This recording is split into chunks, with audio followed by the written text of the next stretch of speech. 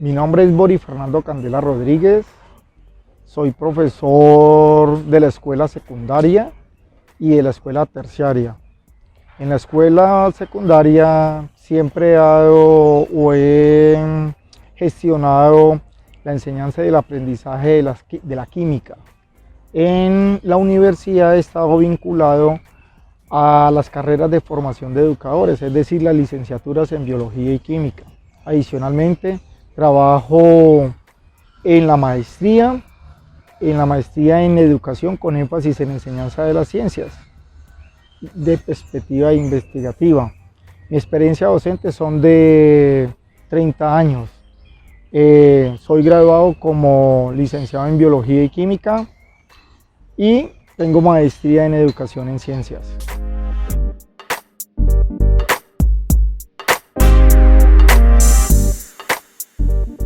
Un término para mí muy importante es la reflexión en y sobre la acción. Es decir, cuando yo estoy enseñando, ya sea en la escuela secundaria o universitaria, durante la implementación de las actividades que esté haciendo, estoy reflexionando en la acción. Es decir, si el muchacho está comprendiendo o no está comprendiendo lo que se quiere que él alcance.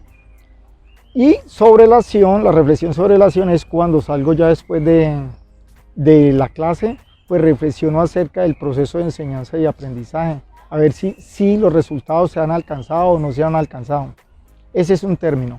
Otro término importante para mí es el lenguaje como una herramienta de pensamiento y aprendizaje, pero el lenguaje de las ciencias, sobre todo en la escuela secundaria, para mí es muy importante que los estudiantes aprendan a hablar, a leer y a escribir sobre química y que aprendan a comunicarse en eso y a entender los registros semióticos de la química. De ahí que en la clase de química se enseña a leer, a escribir y a hablar, o sea, lo que se le llama la semiótica social propia de la química, porque pertenecemos a la cultura de los químicos.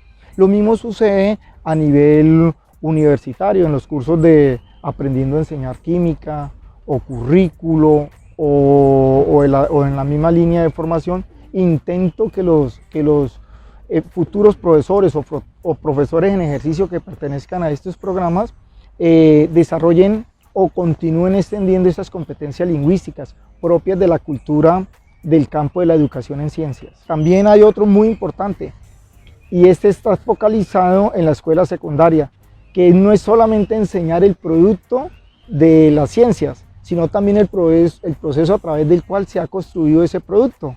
O sea, enseñar los modelos teóricos, que los muchachos, pero también que los muchachos comprendan cuál ha sido el desarrollo teórico de estos y metodológico, cómo han sido construidos, es decir, el elemento epistemológico.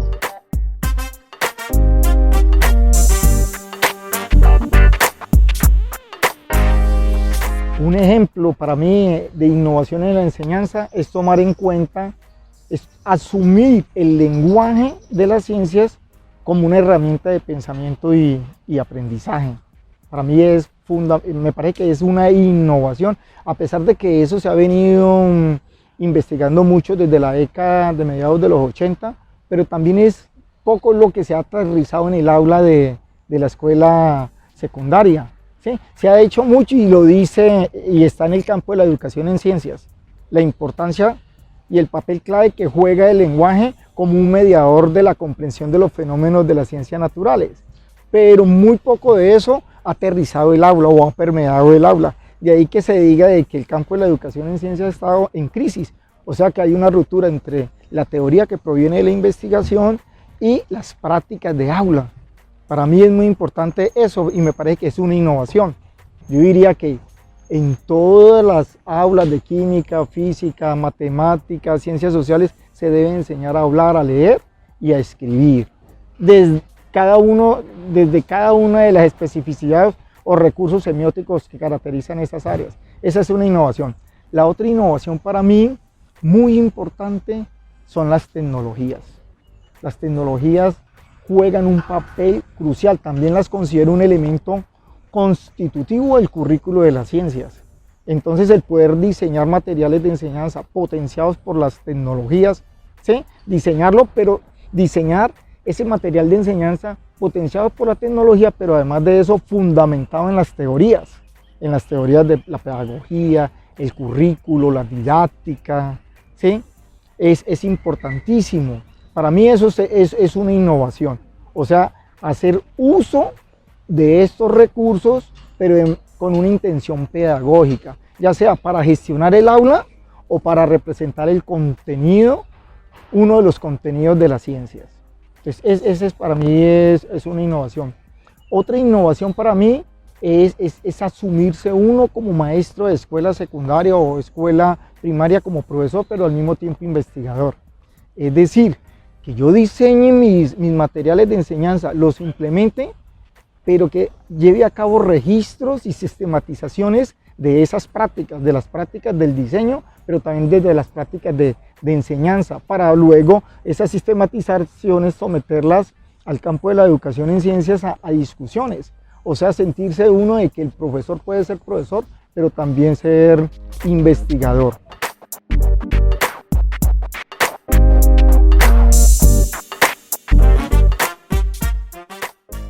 Bueno, para mí ha sido muy importante los handbooks de investigación en educación en ciencia.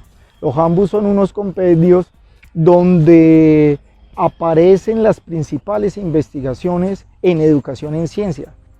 Entonces estos compendios lo orientan a uno, le brindan teoría que uno la puede ir a contrastar en el aula. Entonces está un handbook, el handbook de Sandra Bell y Lederman, que es del 2007, yo lo recomendaría para todo maestro.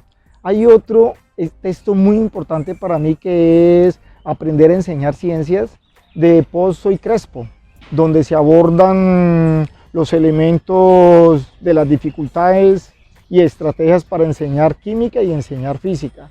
Y está uno de los textos míos que se llama El lenguaje y las múltiples representaciones externas como herramientas de pensamiento y aprendizaje de las ciencias, que me gustaría pues, que lo vieran, porque en este documento se intenta mostrarle a los profesores de la escuela secundaria cómo podemos enseñar lenguaje desde la química o desde la física o desde la biología.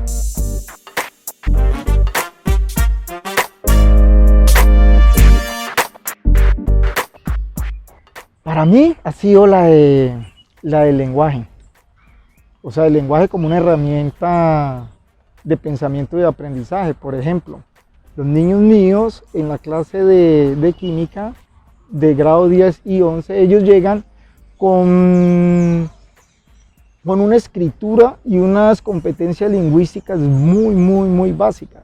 Entonces, a través de la química, ellos comienzan a hacer párrafos, ¿sí?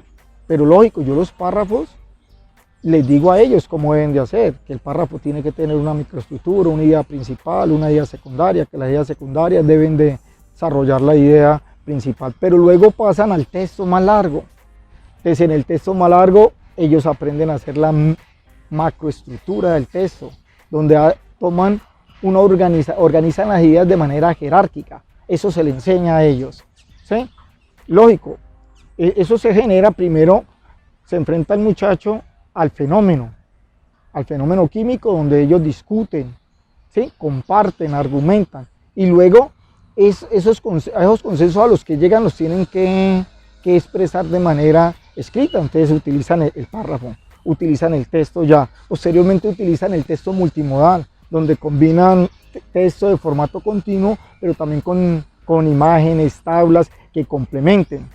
Después del texto de multimodal, entramos a lo que es la multimedia. Es importantísimo para nosotros que el niño aprenda a desarrollar contenidos de multimedia, porque estamos en la sociedad del conocimiento, donde estamos inundados de textos de naturaleza multimedial, y además ellos tienen que comenzar a leer los textos de naturaleza multimedia, pero siendo conscientes de que existen dos canales de información, el visual y el auditivo, y que ambos llevan información la cual debe ser decodificada e integrada para sacar la idea que comunica el autor. Pero de esa misma manera él tiene que aprender a diseñar sus textos multimediales, teniendo en cuenta esos principios de la multimedia, la coherencia entre esas informaciones que provienen del canal visual y del canal auditivo. Eso lo aprenden a hacer ellos. Finalmente en 11 terminan con algo que se le llama la hipermedia. La hipermedia es muy importante porque en el infoespacio lo que los muchachos navegan son en hipermedia. Entonces sí, ya pasamos de ese texto jerarquizado a un texto donde el lector, el potencial lector es quien decide el camino para encontrar el significado. Sin embargo, el texto debe de tener coherencia. Lógico, todos estos elementos lingüísticos, ¿sí? Y también podemos decir de la tecnología digital, lo hacemos dentro del marco de la experimentación. O sea, no dejamos la experimentación, no dejamos las características inherentes del proceso o de la naturaleza de las ciencias. Las seguimos ahondando sin descuidarlo, sino que para nosotros ha sido muy importante esta parte de la lectura y la escritura. Para mí ha sido una innovación. Fruto de ello, pues han salido algunos artículos de investigación, tesis de maestría, tesis de pregrado y el libro que salió en el 2018. Entonces para mí es una innovación, al menos dentro del aula mía, ¿ya?